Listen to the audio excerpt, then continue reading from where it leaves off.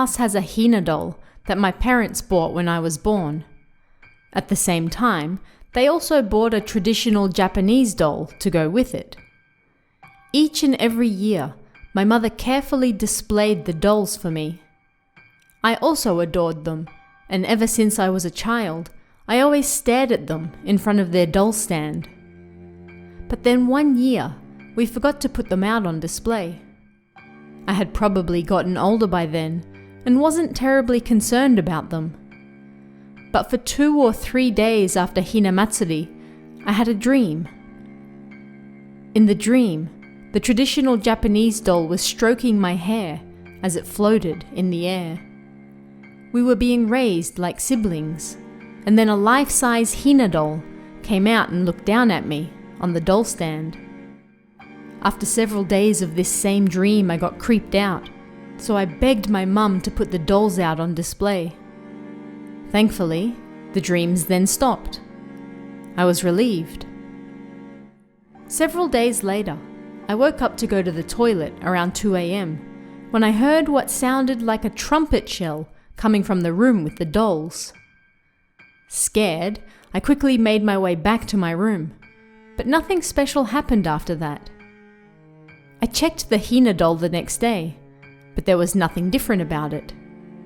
It was the regular Hina doll, as always. Thinking back on it now, maybe the dolls we finally put out were also celebrating the festival. We make sure to put the dolls out every year now, and nothing strange has happened since then. They say that souls reside in the things you treasure, so they probably reside in my dolls as well. And they've never done anything bad, but ever since then, when I look at them, I no longer feel they're so innocently cute or pretty anymore. Thanks to certain circumstances at home, we probably won't be able to put the Hina doll out for next year's festival. When I think I might have those dreams again, I can't help but worry. Hey guys, I'm your host Tara A. Devlin, and welcome to another episode of Kowabana, true Japanese scary stories from around the internet. 31 days of Kowabana has come to an end. How did you guys like it? I'd like to thank everyone for their support in making it a massive success this year, and if you happen to miss out, you can still pick up all 31 episodes over on our Patreon at patreon.com/TaraADevlin. I'll probably be doing another mini marathon next April to celebrate the beginning of the Japanese school and work year, the time when spring returns and cherry blossoms come to life. Keep an eye out for that, because it's not all merriment around the cherry blossom trees. As the famous opening line from a certain book goes, there's a corpse buried beneath that cherry blossom tree. But for this week's episode of Kowabana, we're taking a look at a story I've been wanting to share for a while now. It was posted over several entries on the Nichan boards in May 2011 and immediately became popular. Today you can find all sorts of fan art for it and even homemade action figures for the antagonist in question. This antagonist is right up there with the likes of Kankandara, Kotoribako, and Hashaku-sama for tales that blew up after they were posted. But enough talk. Let's get right to it. This week's tale is called Uzu Doll.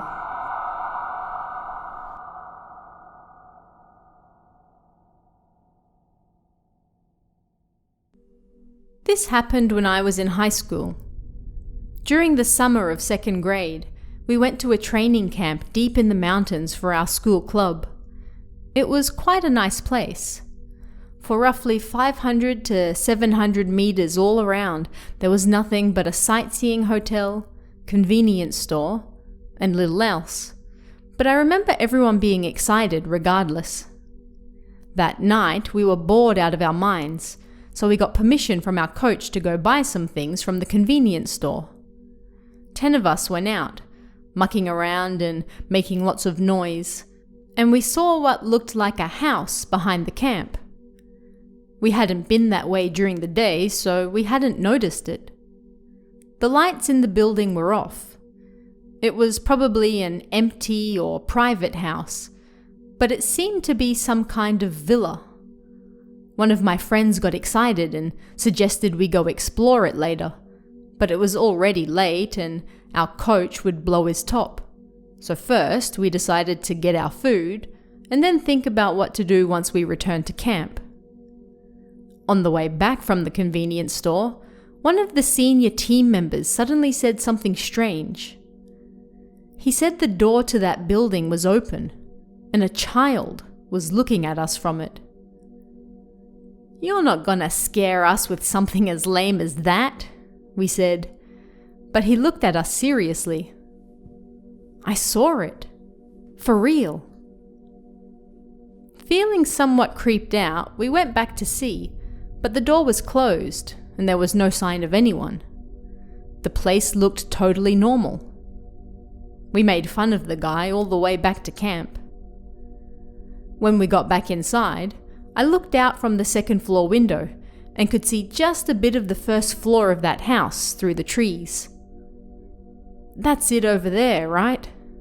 I said to my friend, when the door opened slightly and something that looked like a child stuck its head out in the darkness and looked at us. "Eh?" Both of us fell silent at the sight.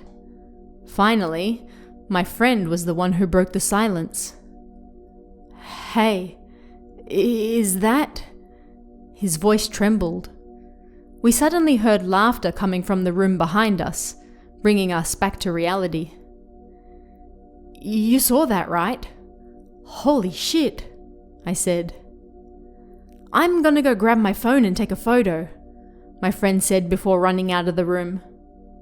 A bunch of students heard the noise and came to see what all the fuss was about. Students from other schools were there as well, about 60 all up, and roughly half of them gathered in the second floor hall. The figure that looked like a child continued to stick just its face out the door, apparently looking up at us. The students in the hall were making so much noise that finally some of the coaches came to see what all the fuss was about. Being the first people to see it, my friend and I explained what was going on, and then several students gasped. Perhaps the thing just barely heard it, because then the door suddenly slammed shut. By the time the coaches looked outside, the door was already closed. There was nothing but a forest and a building with no lights on. Of course, they didn't believe us, but two of the younger, easygoing teachers decided to go outside and check, just in case, and left through the back door. We watched out the window, and the two of them appeared below holding torches. They made their way towards the house's front door. They tried to open it, but it wouldn't budge. "Is anyone home?" they called out, but there was no response, so 5 minutes later, they returned. Some of the kids who had taken photos pulled out their phones as proof, but the quality was terrible, and it was too dark to see anything. The teachers told us to get to sleep, and so we all went back to our assigned rooms. That night, we were restless and unable to get to sleep, so we discussed whether we should go over and check for ourselves, or if we should go the next day, when something suddenly banged on the window. A figure was standing outside. Considering what had happened earlier, it scared the crap out of us. But then we heard, "Hey, open up!" When we moved the curtain back, 5 students from another school were standing outside, kids we had made friends with that day. They'd made their way over to our room on the 20-centimeter protrusion sticking out beneath the windows. We let the 5 of them in, and they'd apparently had the same conversation we were. They'd decided they were going to head over to the building now and take a look at it, so they invited us to come along with them. We agreed, and it became like a test of courage for us. From our school, there was me, A, and B. From the other school, there was C, D, and E. For some reason, the other guys decided in the end that they weren't actually going to come along. We went out the same way the others had come in, then made our way down to the same path the teachers had taken earlier, so no one would see us. You could see the house and its surroundings from the second floor of the camp, so the guys who stayed back would keep a lookout for us and flash their torches if anything went wrong. When we arrived at the house, it really was creepy.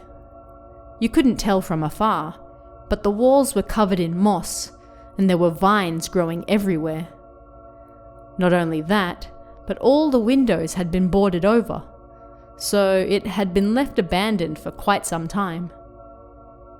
A, B, and C walked around the perimeter of the house to check things out first, and although I knew the door wouldn't open, I continued fiddling with the handle regardless.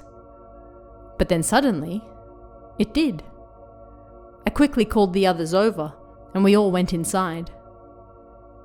It was summer, so as we stepped into the building, it was hot, humid, and musty.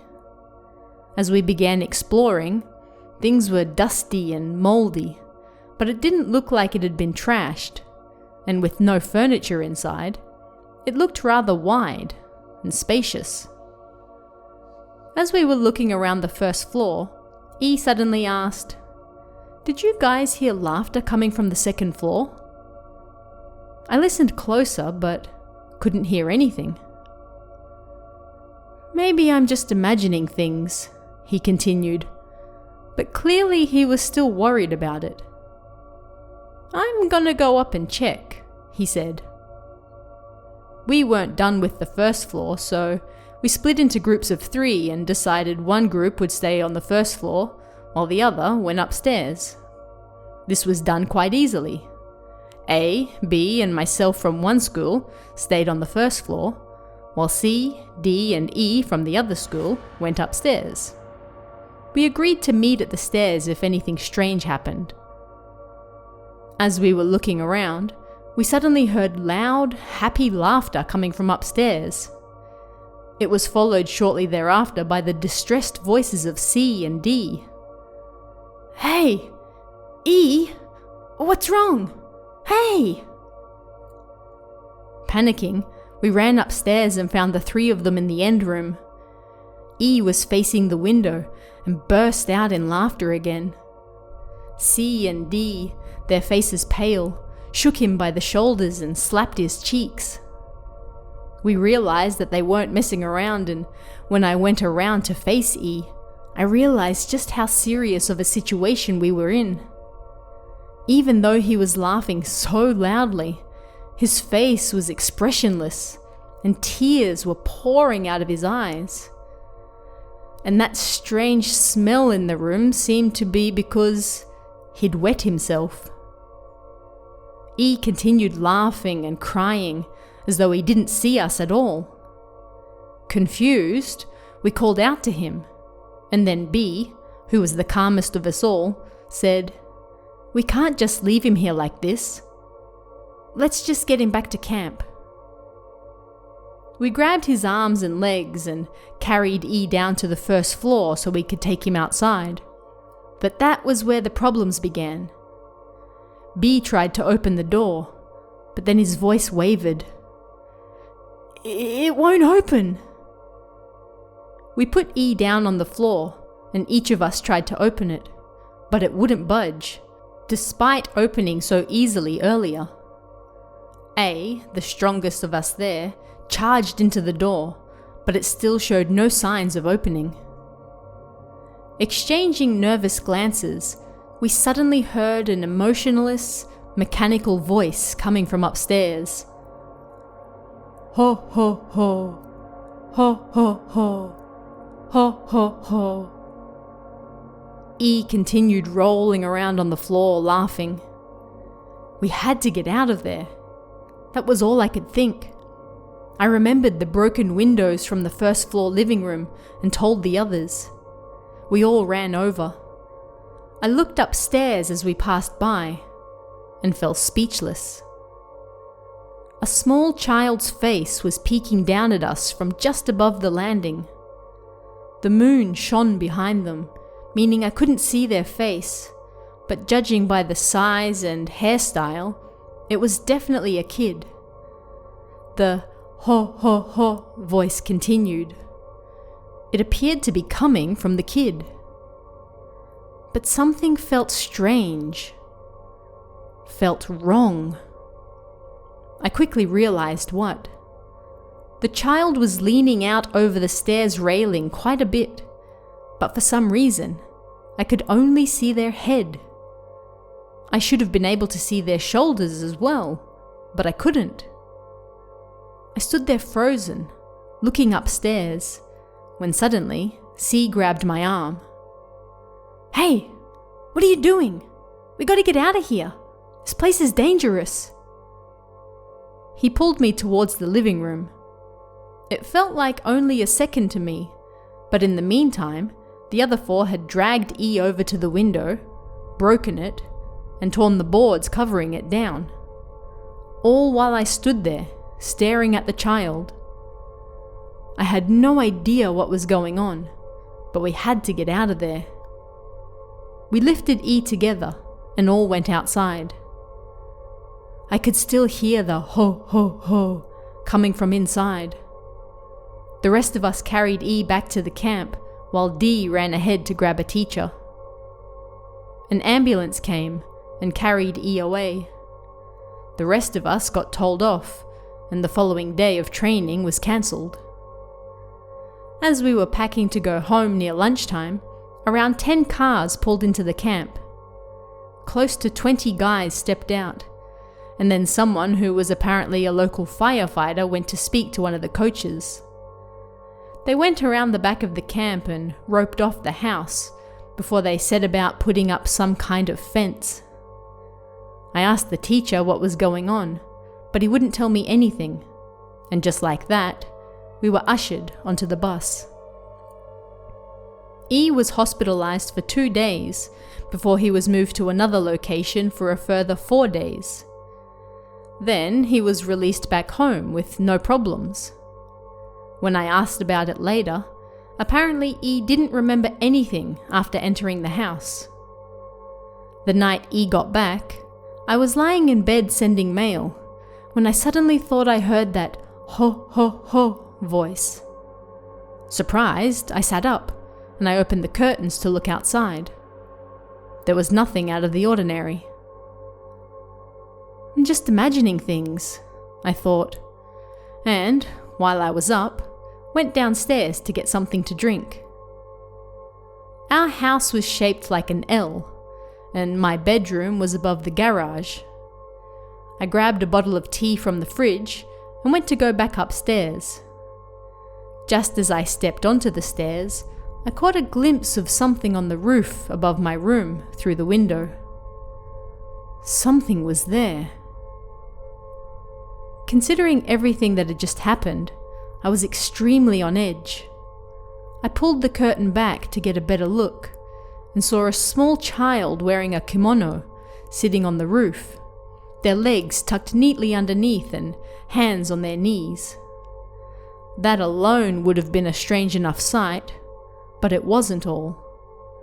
The child was leaning forward slightly, as though to look down. But where the child's neck should have been was instead extended, like a pole, roughly 1 meter long.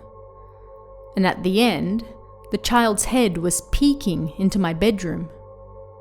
I could faintly hear the ho ho ho voice through the window. I was so astounded that I couldn't say anything. I just returned to the first floor. I thought about waking up my parents, but I thought that if I did, and the child was no longer there, well, that would be embarrassing. I went into the living room and stayed up all night. I must have heard that ho ho ho until 4 in the morning. I nervously returned to my room after that, but the child was gone, and my room looked as it always did. I got a call from my coach that day around lunchtime. He said he wanted to talk about what happened at the camp, so please come over right away. Remembering the child from the night before, I had a bad feeling about things, so I rushed over to the school as fast as I could. When I got there, I was called into the meeting room. A, B, as well as C and D were already inside. Not only that, but the coach from C and D's school was there with our own, alongside several other men I didn't know. Our coach spoke first. Apparently, E was suffering from the same symptoms again and had been taken somewhere. They didn't say where. Did anything strange happen that night? They asked us, and I remembered what had just happened the night before. Something strange was looking into my room late last night, I said. None of the others said they had experienced anything strange. Come to think of it, C suddenly said. When we were in the house, you were staring at something at the top of the stairs, right? Maybe it's got something to do with that. Come to think of it.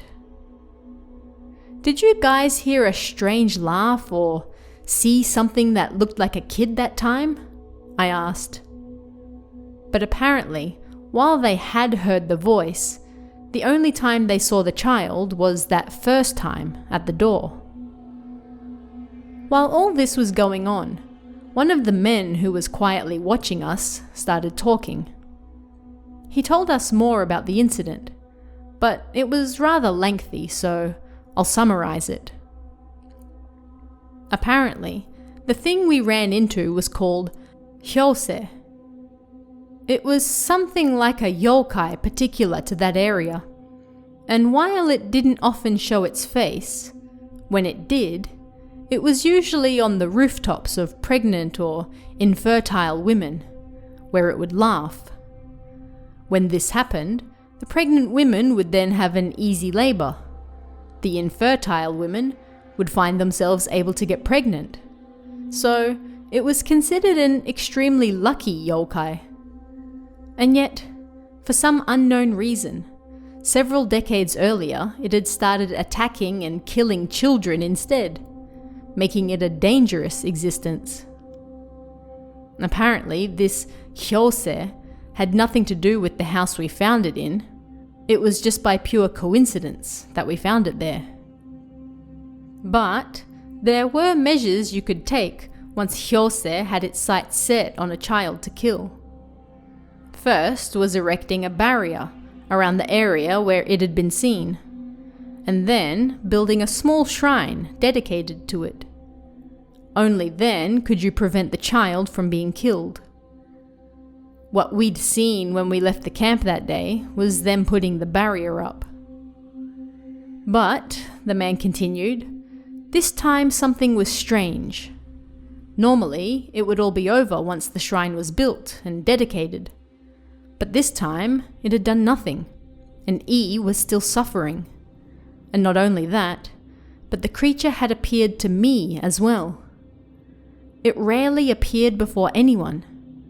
And this time, it had followed us all the way home to a different village, which it had never done before.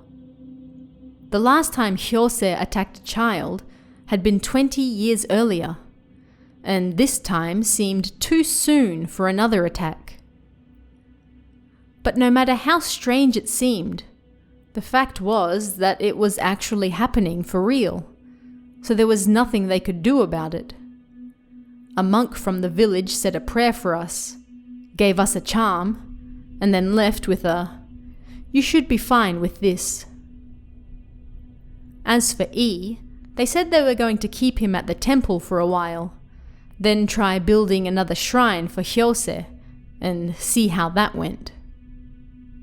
Our parents were scheduled to pick us up from school after the meeting, but it was decided that everyone would first spend the night at my house. It was hard to say we were out of the woods yet, and if everyone was together, well, It was slightly more reassuring than otherwise. We were playing games in my room that night when suddenly we heard something tapping rhythmically on the window. As I said earlier, my room was over the garage and the walls were straight, so there was no way for someone to climb up and tap on the window. Plus, it was the same window that kid had been looking in the night before. With the situation being what it was, our faces all froze. Then B suddenly stood up to open the window. Come on, it's just someone playing a joke or the wind or something. I panicked and quickly explained the situation to him, so he let go. But the tapping on the window continued. Do you think it'd be better if we did check though? D said. It beats not knowing what it is. Yeah, that was true. I didn't think I'd be able to stand the tapping on the window the whole night. We went downstairs, pulled back the curtain from the window, and I peeked outside again. It was there. Just like the day before, its neck was stuck out like a pole, and it was looking down into my room. Then, every now and then, it would hit the window with its head. Bang, bang. I could also hear its emotionless voice going, ho, ho, ho. That was the source of the sound. What a strange sight. I hadn't really noticed the day before, but now it seemed less of a child and more of a doll dressed in Japanese clothes. Even the sound of its head hitting the window was more like that of an empty doll than a human head. So, they weren't able to seal this hyosei up today either, huh? C muttered. My father noticed all the fuss and came over to see us. What are you kids doing? A, surprised, suddenly hit the window with a loud bang. The head on the end of the long neck turned to look at us. We clearly saw its face. It was a smiling doll with a bob haircut. But it wasn't just any old doll. Just like a doll, its face was pure white, but its eyes were pitch black. You could barely call them eyeballs. Its mouth was just the same. Rather than lips, there was something like a pitch black crescent moon shape. Even so, the features were clearly meant to be smiling, which made it even creepier. I said, "What are you kids doing?" my father said again, pulling the curtain back fully from the window. The figure disappeared back into the shadows, but it seemed like my father had, just for an instant, seen something out there. He rushed back downstairs to grab his phone and call someone. It looked like he'd gotten the contact information for the priest and the other men we saw earlier that day, so he called both them and our coach. After that, the thing continued hiding in the shadows and didn't show its face again. The next morning, the guys from the day before and our coach came to my house. They decided that, for now, the rest of us should also visit the temple near the camp, considering the current strange circumstances. Everyone's parents came to my house, but one of the guys told them, "It would be better if you didn't come along, so this doesn't spread any further." Taking only the clothes on our backs, we went with them, alone. We arrived at the temple just before lunch.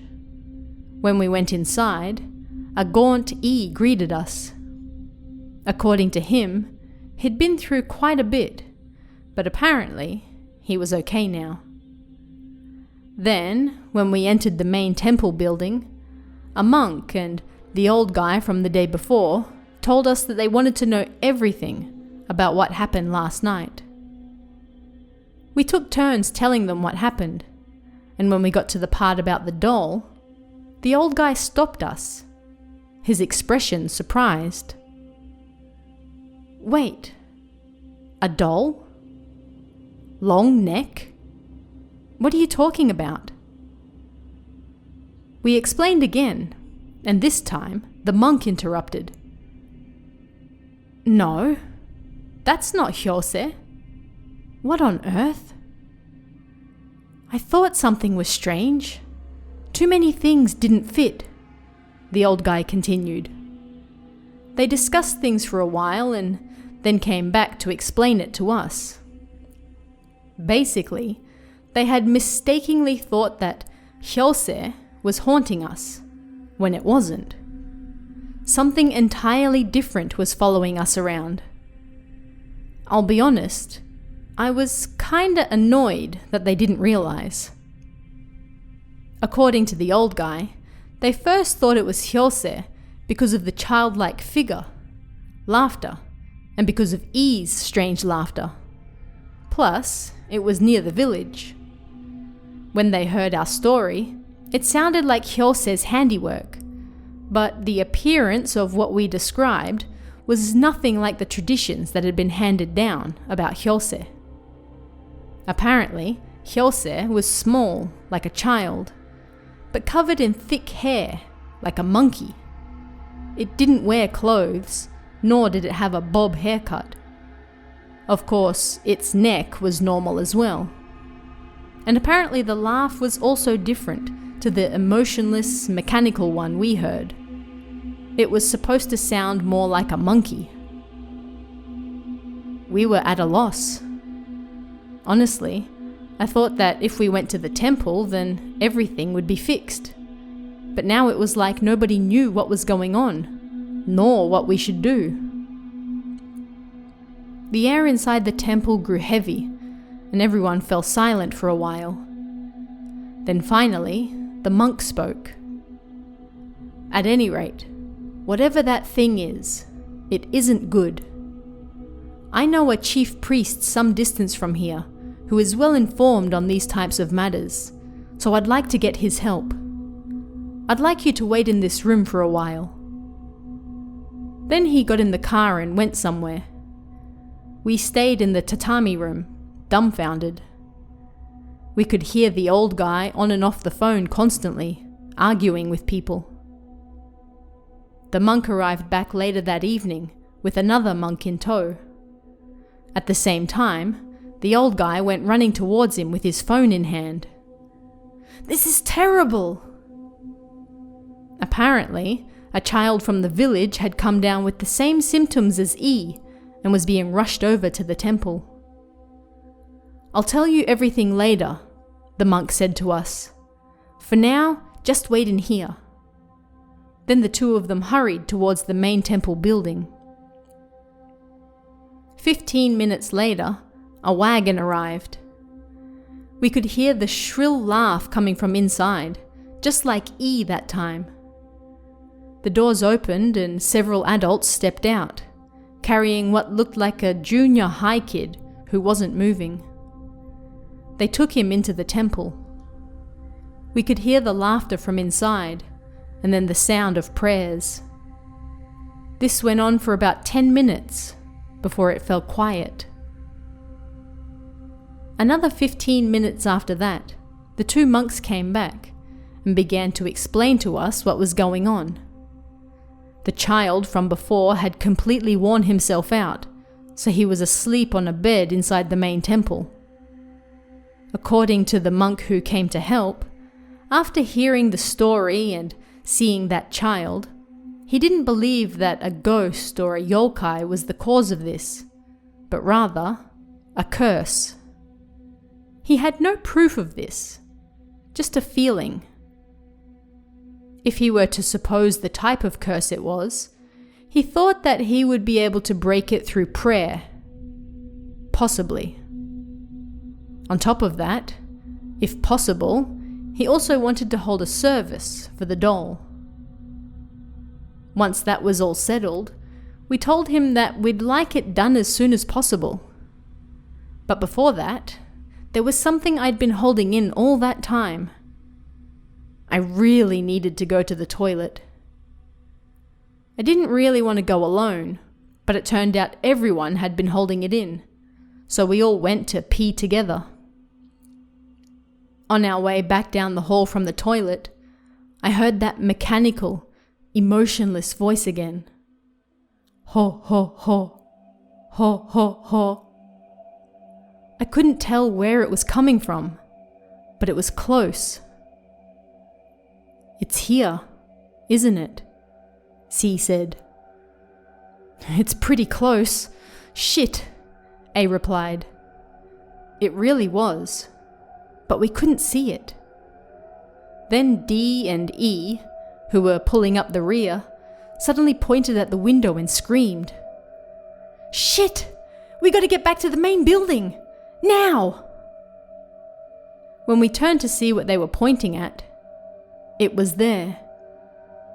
Just like at my house, it was leaning down from the roof, its face looking in the window, and laughing.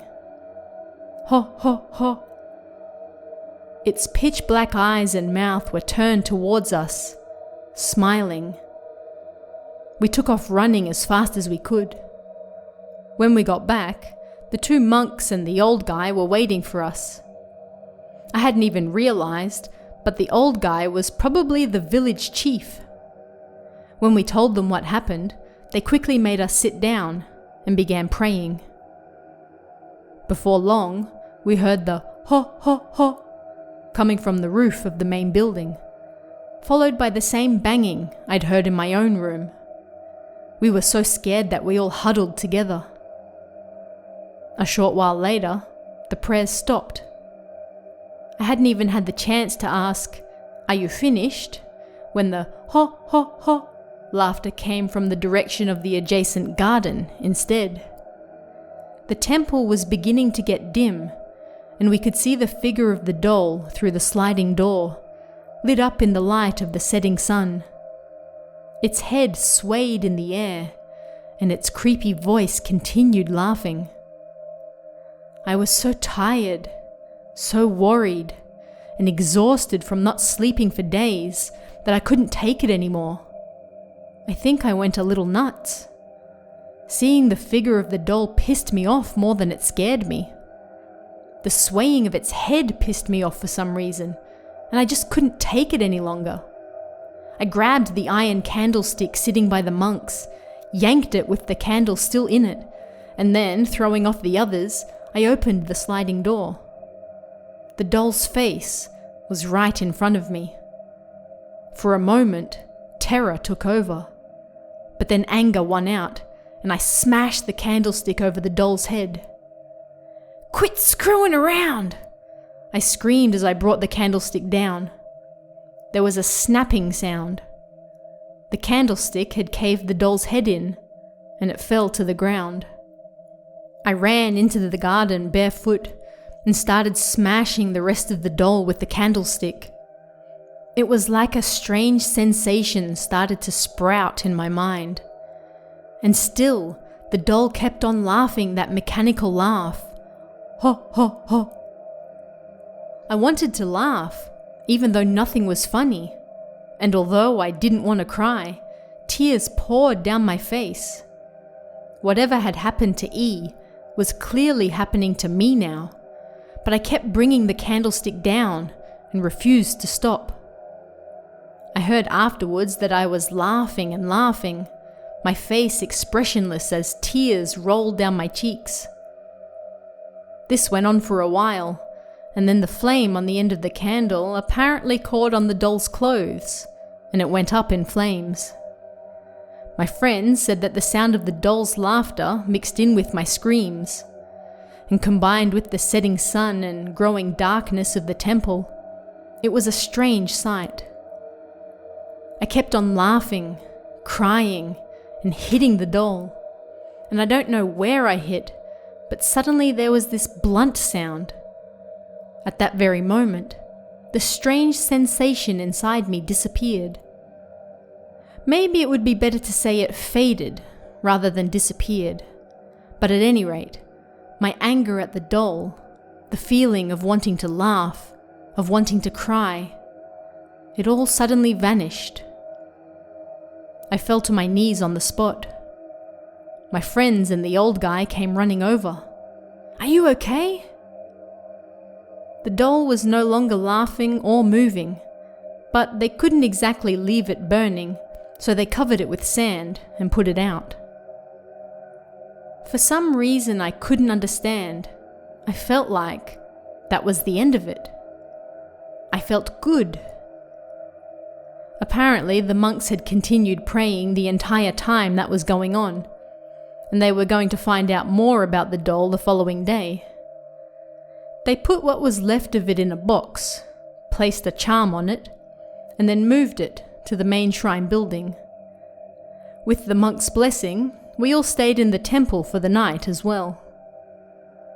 The next morning, we were called into the main building. Whether it was thanks to the prayers or because I destroyed the doll, nobody knew, but it appeared that the curse had been broken. They were going to hold a service for the doll in the temple, but they didn't seem to know anything else about it. All they found inside its burnt remains were the words Kampo Tu, the year 1743, and 6 letters that they could no longer read, that were presumably the name of the doll's creator. In addition to that, a few remaining letters seemed to spell out the words Uzu Doll. The monk said they had no idea about the doll's origins, but at any rate, there was no denying that it was under a curse. There appeared to be some sort of curse written on the part connecting the doll's head to its body, but they were unable to make out what it said. Ever since then, as far as I know, nothing has ever happened to myself or the other guys again. The monk said that if he found out anything more about the doll, he would let me know. But several years have passed since then, and I haven't heard anything from him whatsoever. And that brings us to the end of this week's episode. Don't forget to check out our Patreon at patreon.com/TaraADevlin if you want to help support the show and get October's 31 days of Kowabana. And if you want even more Japanese horror to tide you over until the next episode, our Kowabana YouTube channel posts exclusive translations every Monday to Friday from all sorts of Japanese horror games. Retro, sound novels, indie games, you name it. You won't find these translated anywhere else, so head over to youtube.com/KowabanaJapan to check them out. Thanks guys, and I'll see you again next time for even more Kowabana, true Japanese scary stories from around the internet. Want even more scary stories? Head over to kowabana.net for new translations every week. You can also join our Patreon for exclusive stories you won't find anywhere else. Head over to kowabana.net now.